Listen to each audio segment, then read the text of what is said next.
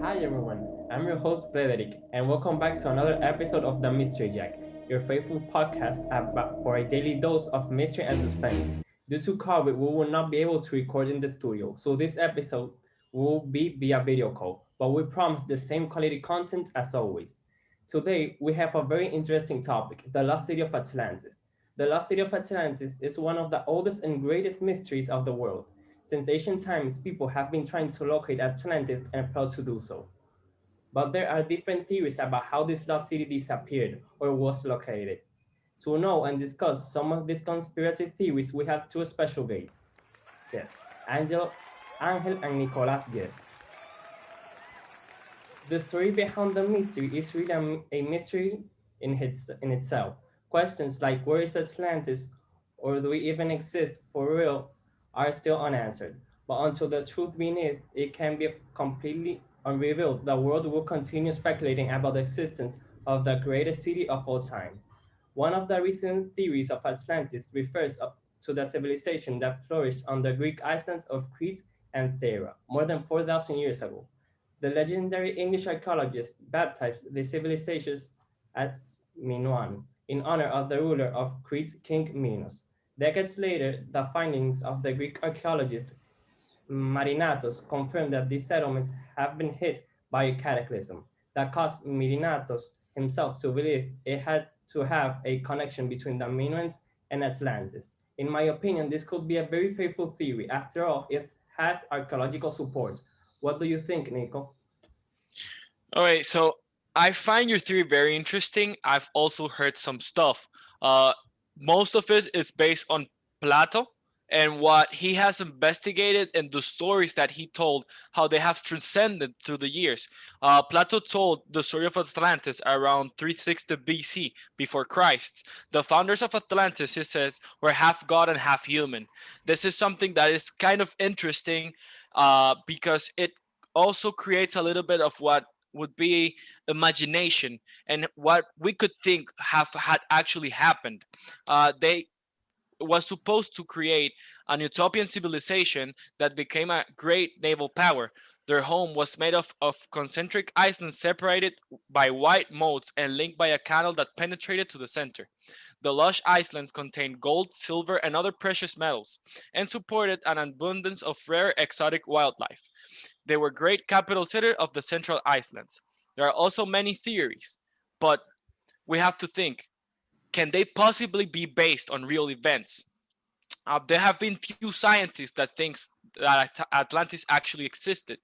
Ocean explorer Robert Ballard from the National Geographic, he's an explorer in residence who discovered the wreck of the Titanic in 1985, notes that there was no signatures of what Plateau wrote about of being Atlantis being true.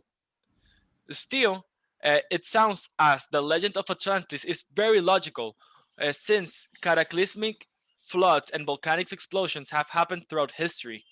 So it has some certain type of reality that can be very possible that this type of civilization existed years ago. But I would really like to listen to what my friend Angelo has to say.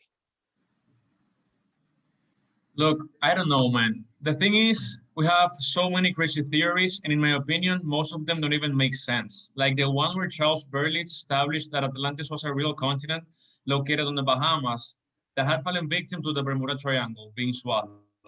They based this theory in the discovery of what looked like man-made walls and streets found off the coast of Bimini.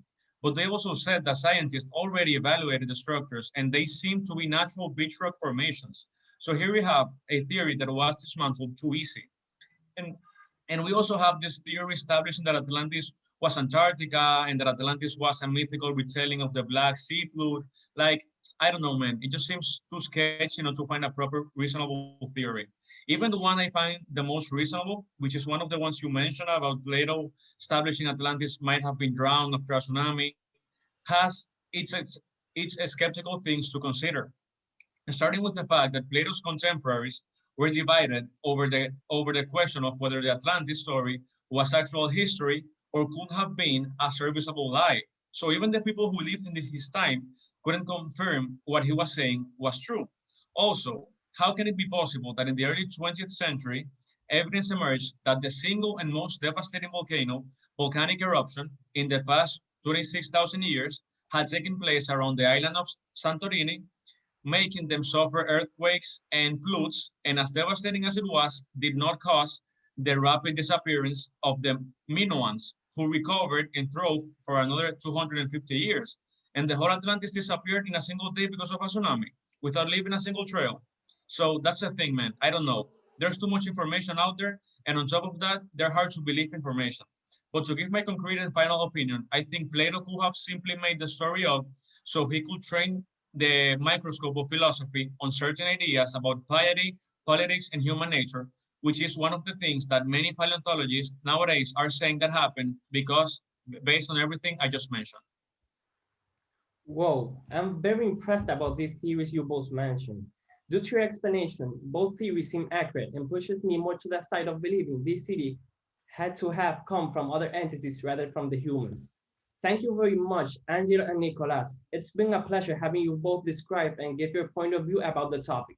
Thanks for watching this episode of the Mystery Jack. Like and subscribe for more daily doses of mystery and suspense. Until next time, have a good one. Bye.